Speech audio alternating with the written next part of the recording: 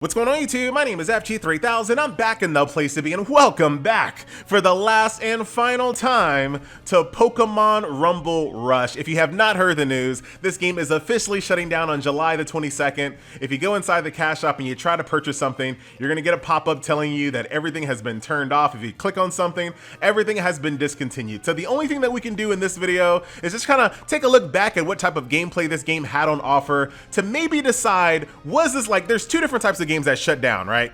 There's bad games, those type of games shut down, and then there are just games that are just kind of like a victim of circumstance. One game that always comes to mind for me is Psychonauts. That was a fantastic game that when it came out, it just did really poorly. So let's go ahead and see which side of that coin does Pokemon Rumble Rush fall on. I already have my my guess, but let's go ahead and jump on in. I went back to my old account, and here are all the Pokemon that I had captured up until that point. As you guys can see, you can capture the same Pokemon multiple times at different power levels as well as different skills. And I'll kind of show you. Let's jump over here into the combat scenario, and I'll show you what you're going to be doing. Now, the idea here is that everyone across the world is playing the game and finding Pokemon, and you can see where people have found specific Pokemon. So it's not a guarantee that if I click on this spot here that I'm going to find the Pokemon that other guy found here, but it does improve your chances. So let's go ahead and do that. This is my little side duck here, and combat.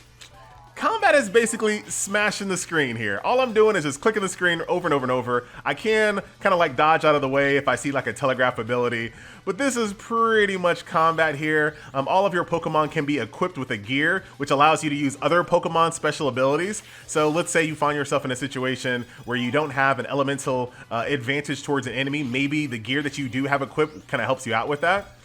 There's also different types of gears that you can equip that improve your basic attacks, or they improve your combat power. This game has a lot of content that is combat power gated. So to kind of give you a generic example with really small numbers, let's say you have a combat power of 50, but there's a stage that requires a combat power of 100. That stage isn't necessarily out of your power reach. You just can't enter the stage until you have a combat power of 100. So there's different types of gear that kind of fudges your combat power so you can do that stage sooner. So it's okay. I wouldn't say it's anything super thought-provoking. So I just completed that stage, and as you guys can see, I'm gonna get myself some Pokemon here. Got some gold. And then of course, oh, did it not? I didn't get any. This game also, you saw I was looting different Pokemon in gold. You also have an RNG chance of getting these ores and rare ores, and this is gonna be your quintessential scummy mobile game practice where you have all of these slots here, but you can only put one at a time in the unlock process. So I have to either wait 9 hours to unlock this ore to get all these cool gears that I'm looking at, which look like they're gonna be pretty powerful. I can spend cash shop currency, or I can spend these speed up tickets, which are gonna be limited in quantity. I hate games that do this. Like, if you have to do this, if you have to, make it so that they're all unlocking simultaneously, but they don't want you to do that. They want you to buy gold, or they want you to buy currency. That way you get impatient, and that way you unlock them. And as you guys can see here, I can't even put this one on the unlock docket unless I actually just open it just like without that. Just super annoying. But as you guys can see here, I got a few. This one over here, this is a gear especially made for flying Pokemon. Got some gold here, Lobber. So I'll kind of go back over here to the home screen, and I'll show you how all that works. Let's just take a random Pokemon. Let's just take Tentacruel right over here. And as you guys can see, all of your Pokemon have 3 little gear slots. You can attach a main gear slot here. So this is your ability to basically use another Pokemon's attack like I explained earlier. So if I put this on my Tentacruel here, he can now in combat use Pikachu's Spark attack. I can also go over here to these power gears. This is what I was talking about earlier. If I want to boost up my combat power just a little bit to kind of allow me to once again tackle stages that are a little harder, I can do that, because like I said, that difficulty isn't necessarily like difficulty, if that makes sense. And then last but not least, you also have, what's this one do? This is also allows me to do my skills a little bit faster, and I can upgrade those as well with upgrade kits. And that's pretty much it. Like, the gameplay loop of this game is tackle stages, right? Get ore, open up ore, get better gear, put them on your Pokemon, go back out and fight again. And it feels, now I know we all play mobile games, right? I get it, we all do. And people that don't play mobile games would say that pretty much all the mobile games are Skinner boxes. But this one feels more like a Skinner box than any other mobile game that I played in recent memory, because all of the cash out purchases, as you guys can see, are all about allowing you to catch Pokemon easier, to allow you to refine more, and of course to give you cash out currency. So really, you're in this crazy loop where you're finding Pokemon, but you want to get more Pokemon because you don't want to waste your time. Time is valuable. Time is money. So says the Goblin from World of Warcraft. So you buy Pokemon boosts, and then you're capturing so many Pokemon and you're going through so many stages. Oh man, now I need more refinement. So you do your refinement, and you're in this loop where you're just, I don't even know what you're doing. Like these Pokemon, the what you do with the Pokemon in this game isn't really that interesting. So it just feels like this game existed for you to capture Pokemon, unlock ores, use cash out currency to do it over and over and over and faster and faster and faster. But for what?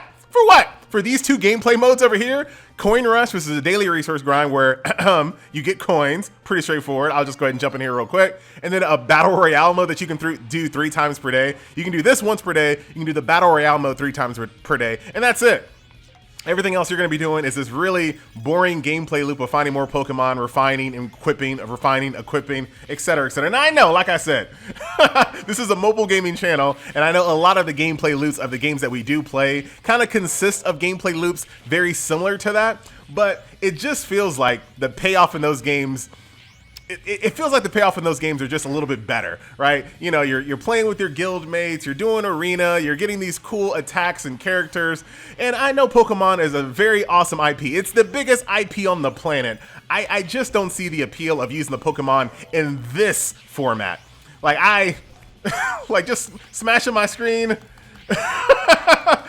Like even the most diehard Pokemon fans, and guess what? I guess we're right, because even the most diehard Pokemon fans did not gravitate towards this game. They didn't play it, and that's why the game is shut down. Just imagine that for a second, if you will. You are in charge of putting together a video game that gets to use, that has the pleasure, the privilege to use the biggest, largest, most lucrative, popular IP on the planet, which is Pokemon. Not Mario, not Star Wars. Pokemon is the biggest IP on the planet. How do you not make a good game off that? Like just off of just pure, let's jump in one more of these little, this is the Battle Royale, right, real quick. How do you make a game with such accolades behind it and you don't try to give it your all to make the best game that you possibly can? You know what I mean? Like, I just feel like your pride would be hurt at that point. Like, dude, most game companies don't have the luxury of using the Pokemon name to make a video game, and you did, and this is what you came out with? A game that failed? Come on. I just find that weird. And the same thing with Pokemon Masters, you know? Pokemon Masters is in the same exact boat. They had full reign of the biggest IP on the planet. They put out Pokemon Masters, and any other game would have shut down. Any other game. The only reason why Pokemon Masters is alive today to try to fix all of the issues that they had before is just because it's Pokemon. So it's just weird. Why not take advantage of this license and put out a really good game? Because at the end of the day, you're still spending money, right? You still spend money to make the game. Wouldn't you want to make money off of your investment? Just make a good game. Like, you don't even have to make like a, and I hate to say it, when you have Pokemon, you don't have to go that hard. Like, you got all these Game Boy games you can sort of kind of rip off, but put it in a mobile atmosphere. Like, it's so easy, in my opinion, to make a good Pokemon game. Shout out to Pokemon Go, though, for nailing that whole idea. It was a little rocky in the beginning. It definitely was a little rocky in the beginning, but they did a pretty good job towards the end. Let's switch out. You can switch Pokemon on the fly, by the way, just to give ourselves a little bit of different variety. But this is, like, none of the Pokemon feel different. And this is the point that I was making earlier. Like, when you're playing other hero collectors that, once again, have that gameplay loop of, you know, get gear, get more characters so you can get more gear, so you can get more powerful, so you can get more gear, so you can get more... Like, I get the gameplay loop, but at least it feels like there's something satisfying about finally getting the character that you want powered up. But I'm just literally just spamming the button. There's nothing here. There's nothing here. So in my opinion, you know, earlier in the video, I asked the question, was this a game that was just a bad game, or was it just a victim of circumstance? Maybe it came out at the wrong time, or maybe it didn't have the marketing or something like that. Maybe it just had server issues and something like that outside of the game's control. And my final thought on that is no, the game is just boring. The game is just, it's not satisfying. It's boring. And I'm not alone in that sentiment because the game also shut down. So there you go. I think if I'm gonna do this real quick. I'm sorry. I gotta do this really, really fast, and then we're gonna end the video. Come on. I gotta do fast. Rumble Rush. I'm typing on my phone.